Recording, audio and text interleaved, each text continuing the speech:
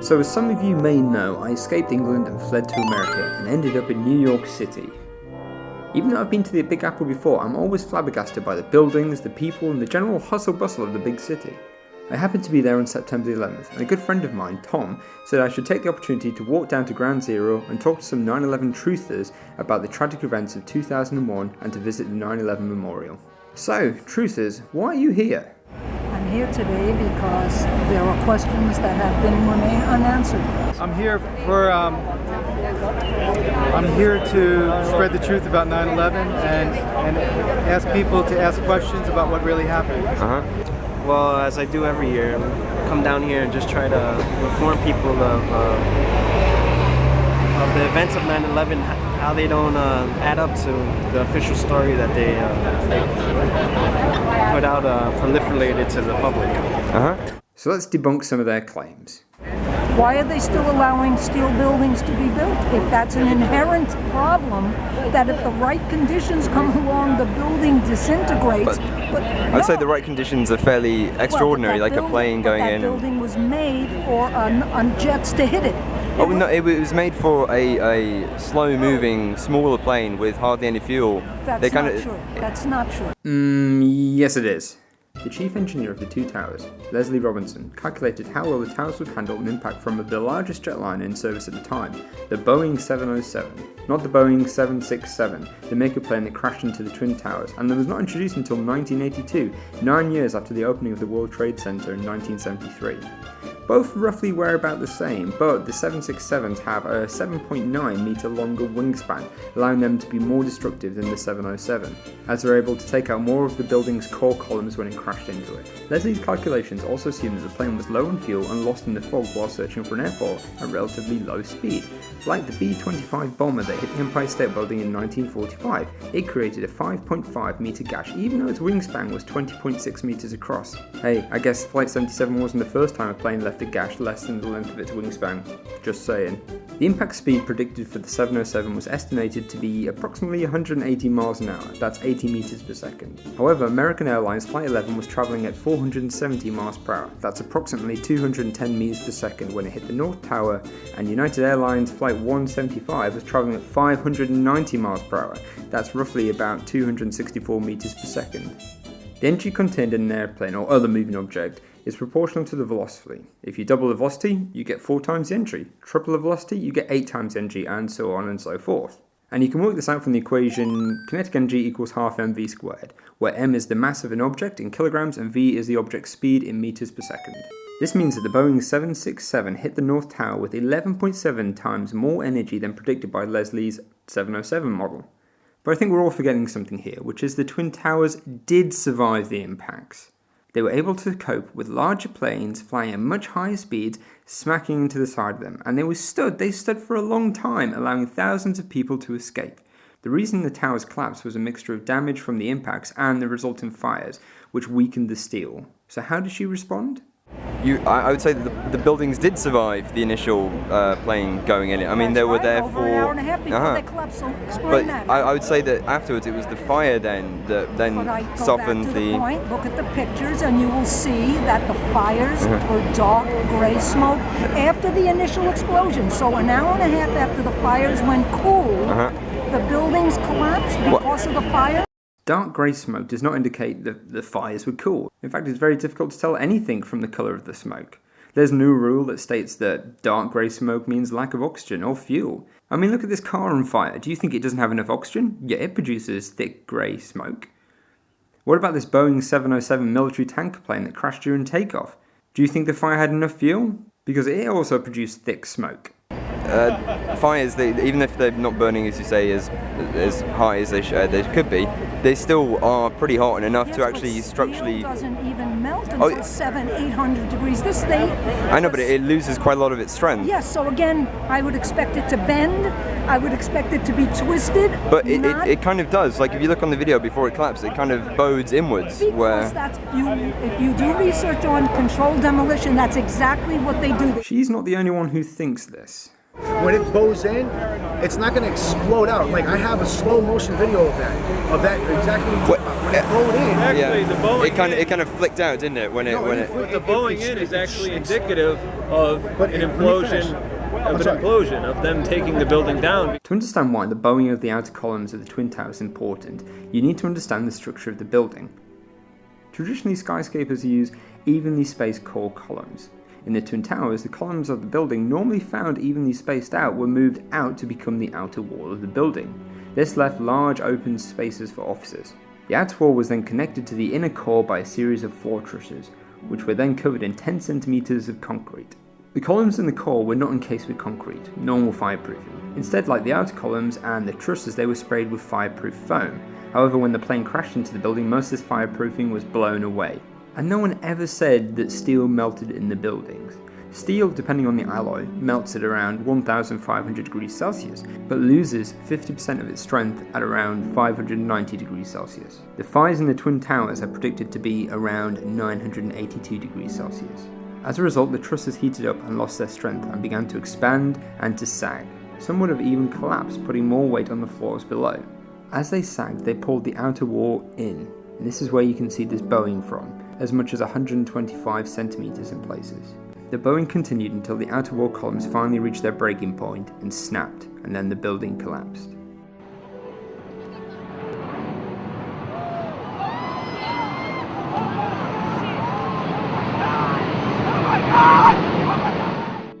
Despite my hardest effort, I was unable to find any controlled demolitions that pulled in part of the building slowly before it collapsed. There's also no way of cutting any of the columns that would have created the same effect that is seen in thousands of videos and thousands of pictures. But what do truthers say when confronted with this evidence for fire damage? You can actually see just before it collapses that it actually bows inwards. On the video. Yeah. On the video that was compiled, there's also rather than me explain why that's. To be fair though, this guy was a good sport. I've just been given 10 questions to why you should question 9/11. Okay, I've just had a quick read. I think it's a bit cheeky because there's only 9. Like the 10th one is right. that's a bit cheeky though. That's true. So, what evidence do truthers have that these buildings came down by controlled demolition? Now, I have just under 3 hours of footage here, so I'm only going to talk about a few things, because I'm only one guy. I believe like 2,000 architects and engineers that they all banded together and they put this website and organization together, and they explained that how it's impossible for the buildings to have fallen. They fell at free fall speed. That the building fell at free fall speed. Truthers say that an object at free fall will take around 10 seconds to fall from the height of the Twin Towers, and the fact that they fell in 10 seconds proved that demolition charges were blowing floors out beneath the point of collapse, allowing the building to fall at free fall. The explosions took place throughout the whole building. This is already really easy to disprove. Just look at the footage for yourself and time it. It's well above 10 seconds. In fact, most of the footage even shows part of the low portions of both towers, around 60 stories of World Trade Center 1 and 40 stories of World Trade Center 2, remain standing for up to 25 seconds after the initial collapse.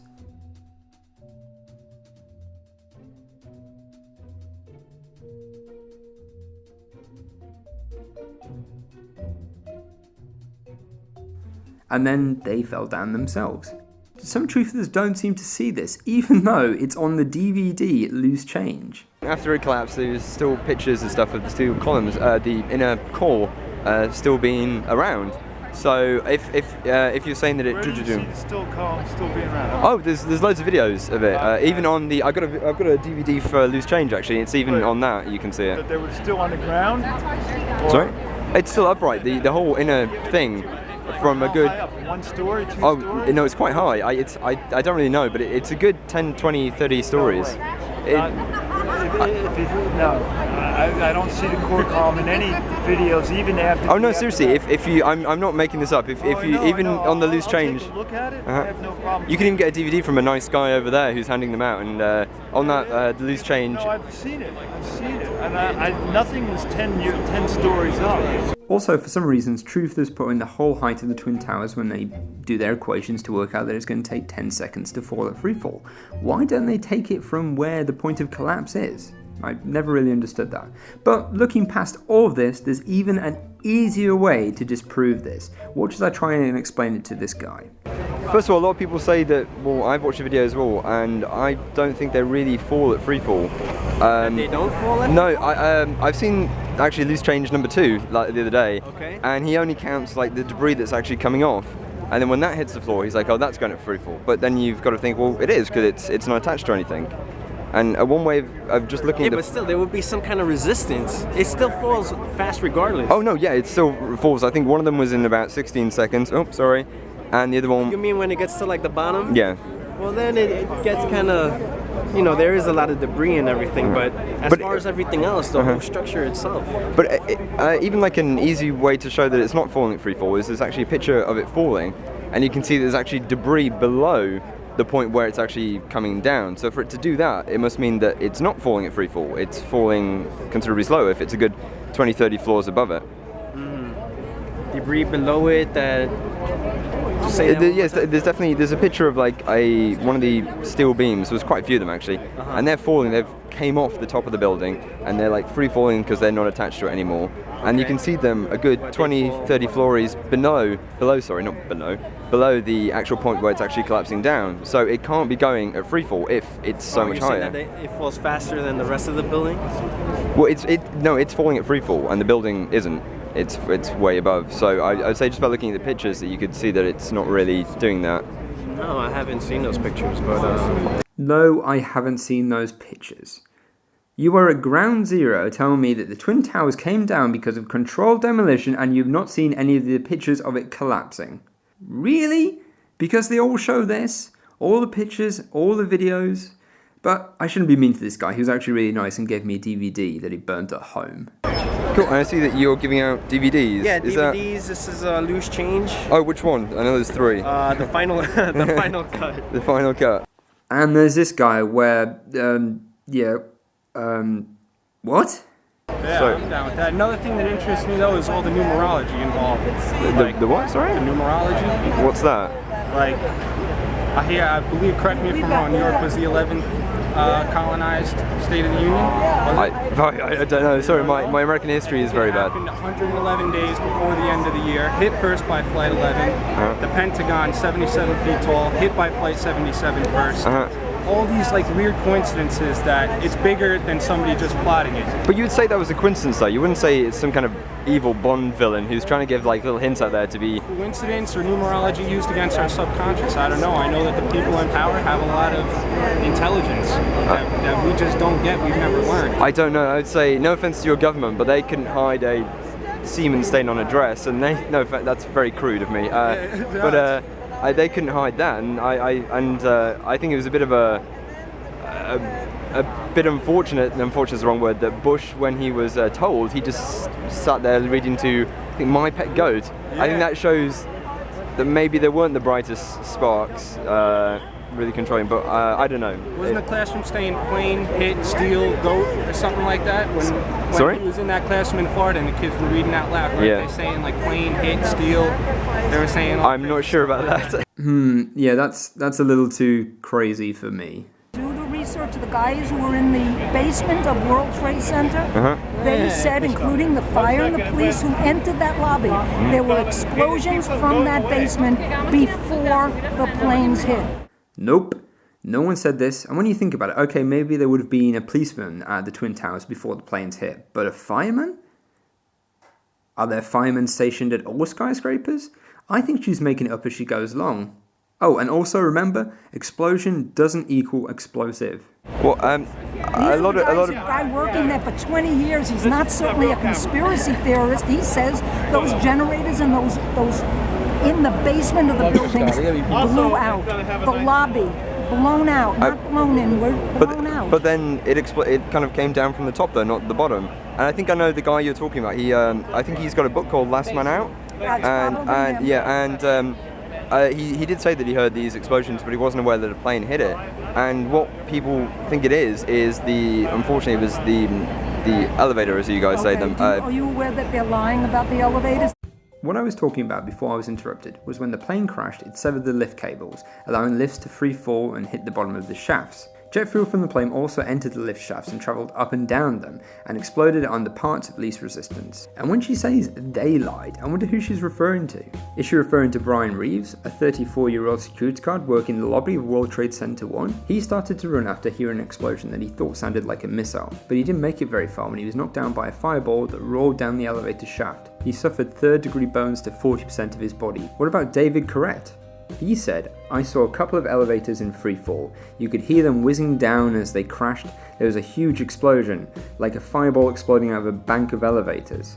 He also said that he saw people who were engulfed in flames. The elevators in those buildings are not one shaft. There's an elevator, you have to get off, get onto another bank, get off, and get onto another bank. There is no shaft from the top down to the bottom. Well, there's the express that goes... But that wasn't the one, that would have taken out that one piece of the building. The building came down perfectly evenly. No, I'm talking about the explosions that you maybe heard. I'm saying if the explosion, as you're describing it, came down the freight elevator, which did have one shaft, that's one freight elevator at one part of the building. I really don't have any clue what she's talking about here, but let's go back. Let's talk about this last man out guy. His name is William Rodriguez. He was a janitor in the North Tower, but is now making a living out of his DVD sales. At the morning of September 11th, he was in an office on B1, which is one of the basements. He heard a massive explosion beneath him. He ran out to discover that two people were being helped out of a lift which had fallen at freefall. This lift was 50A. He believes that the damage in the lobby could not have been caused by free-falling lifts and jet fuel travelling down the shafts, because 50A was the only lift to have serviced every single floor and the passengers survived it. However, the blueprints show that although most lifts did only serve a part of the building, the shafts themselves ran the entire length of the building, allowing jet fuel to actually go down them. And take a step backwards a second. What would be the point of actually putting explosives at the base of the building? I mean, let's not forget the thing collapsed from the top. I mean, what's the point? What about the injuries of the people in the lobby itself, or the lobby itself? They're entirely consistent with jet fuel and not explosives. Anyway, that's the end of part 1. In part 2, I'm going to discuss what the truthers believe brought down the buildings. Remember, if you'd like to see more of my videos in the future, then all you need to do is hit the subscribe button, and you can follow me on Facebook and Twitter, and I also have some pictures of me visiting Ground Zero on my website, so you can have a gander at that. Thanks for watching, and I'll see you guys when I see you next.